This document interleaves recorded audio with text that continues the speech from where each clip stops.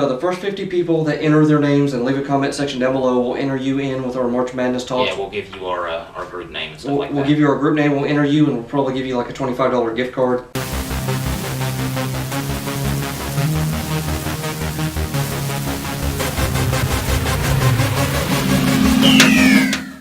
All right, so this is our second video of the day. This is it's gonna be our college basketball video. Depending on what you watch first. Yeah, depending on what you watch first. This is the second video we're shooting. Like and subscribe. So this is our college basketball segment. College basketball, and like we said, you know, we're in March now, so we got March Madness coming up soon. The conference tournaments are coming up soon, and I got a couple things to talk about. You know, before you get started, I'd like to mention again we're splitting our videos up. Yeah. Make them shorter. Leave us a comment or any suggestions, things like that. Maybe people aren't doing that because I don't see it in the beginning of the video, but we want to see your comments and suggestions for our videos and critiques, things like that. Anything you want us to talk about. We'll read your name and up to 5 comments in our video for that talk. Plus, if you give us subjects to talk about, it makes it less for me to have to find. So. Well, and it just helps the channel. It's more interaction. It does. More interaction. I love reading comments. But you want to go on? Yeah, I guess first thing. Actually, let's do Zion first because it's just such a small story. Coach Krzyzewski said he'll probably be back by the ACC tournament, conference tournament. So it's likely he's deciding. He's deciding to come back. Okay. I think they were just being cautious because they pretty much have, you know, they already have a tournament spot wrapped up anyway. Even if they lose in the tournament, and he looks like ACC tournament. He looks like he might be going to the NBA too. So yeah, I mean, he's going after it's a scare. Yeah. So I mean, so I'm glad he's coming back because I personally think he should. You know, if you're going to stay one season, at least finish the one season. I understand both. I can understand both. Yeah. And, you know, we talked about the one and done I think last week, and there's arguments for and against. Yep. But you know, I'm glad to see he's coming back. I just want to watch him play because he's just a freak athlete. But yeah, that's all I had really to mention about that. Now the next topic is kind of a big deal. OU, Oklahoma, and Kansas played last night. Which OU is our team. OU's our team. OU won. Now, that would be a big deal anyway, but that breaks Kansas's 14-year streak of winning the regular season Big 12 title. Which I mean, that's like since I'm trying to do the math in my head. What 2006? The games are always competitive. 2005. Right. The games are always competitive, and OU always seems to beat them at least once. Yeah. But Kansas always seems to come out and beat OU in the top. I mean, they beat them in the Final Four one year.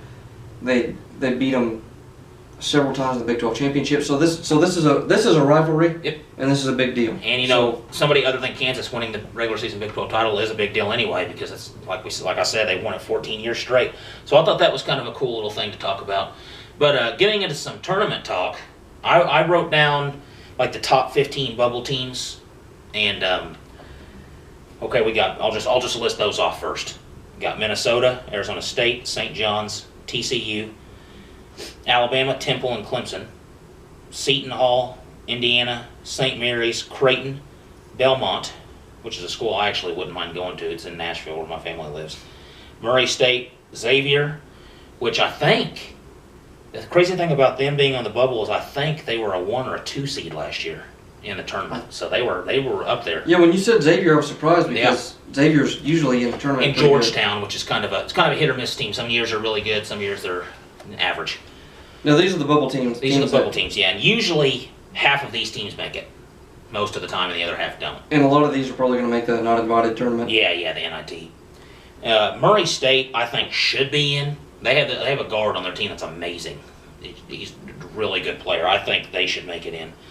Who do I think is going to make it in? It's hard to say because they look at so many different factors. They look at the strength of schedule. They look at quality wins, like quality. They call them quality losses, but when you say that, it's like bad teams that they lost to. Some of these teams that are on the bubble, if they win their conference tournament, they automatically get in. So that's a good way for these teams to guarantee themselves a spot.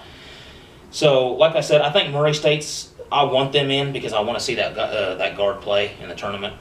Xavier will probably get in because they're just one of those constant teams that's in there all the time. Creighton usually makes it, and you usually have either St. Mary's or St. John's. So I'm assuming one of those two will get in. I know Arizona State's the only team competing with Washington in the Pac-12 right now. So So if Arizona State doesn't get in, Washington's going to be the only team. I would say TCU probably isn't, because Probably any team not. that's on the what was the other conference too? Was it the Big 10 or Pac-10? Big 10 and Pac-12. Sorry, I'm used to say calling it Pac-10. SEC. So TCU probably not going to make it.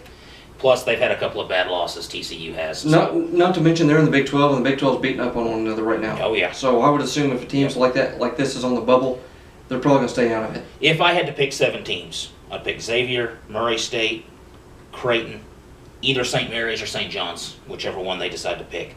I'd say Seton Hall. Mm-hmm. About Arizona State.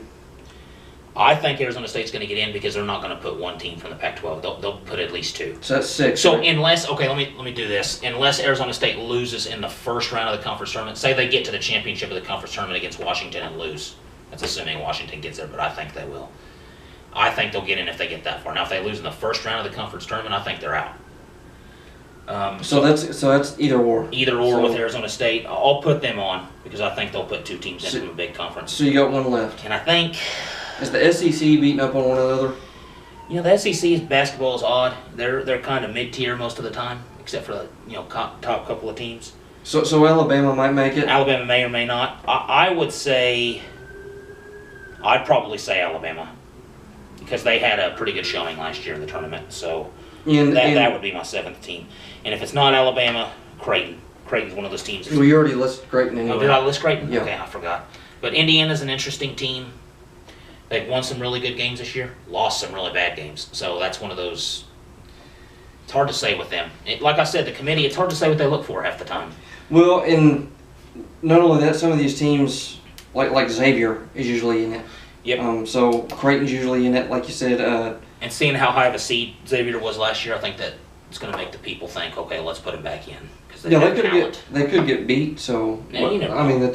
but this kind of leads into our March Madness coming up. Yeah. We'll start. The bracket's going to start soon. I love it. I definitely love. Every year, I love doing it. We're going to get an easel, and we'll possibly have Pat back. Yeah, on the my channel. dad Pat might be back on there to pick a bracket with us. He actually is a referee. Yeah, he refs. He refs high school. And he's done this. You and him have done this, and actually have won this. Yeah. In our city. Yeah, you've won this tournament, the brackets. So we're gonna pick ours. We're gonna keep our own bracket. Yeah. And we'll compare it to anybody who wants to compare and theirs. we'll have a big what do you call it? Like a sketch pad, like a big sketch pad, and that's what we'll do our bracket on. So if you want to list the teams that are going to win your rounds in the comment section down below whenever we start March Madness, that'd be fun. Go ahead and do that. That'd be really fun. And we can keep up with you. Yeah. I don't know what the legality is on sending people prizes or rewards or stuff like that. Yeah, I'm not sure. But if anybody, I guess, wins, we could send like a gift card or something like that to something. Yeah. Maybe like another cool way we could do it is ESPN has this.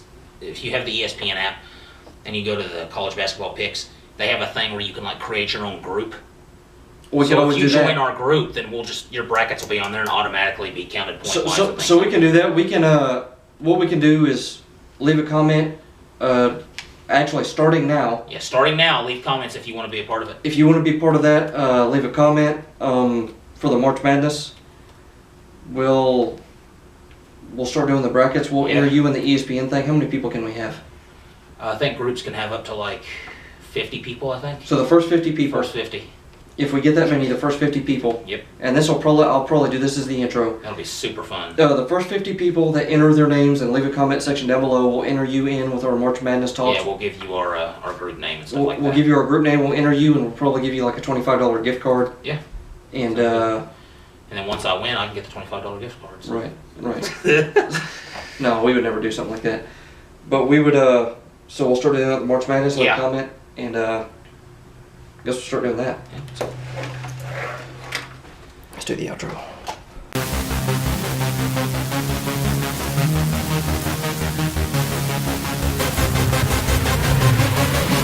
Yeah.